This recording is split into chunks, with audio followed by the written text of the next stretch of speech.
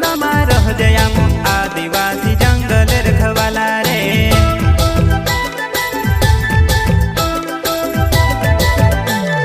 चल जंगल जमीन काज पूजे रे आदिवासी दुनिया ने रखवाला रे। बाप देव खतरी काज पूजे रे आदिवासी सबसे निराला रे।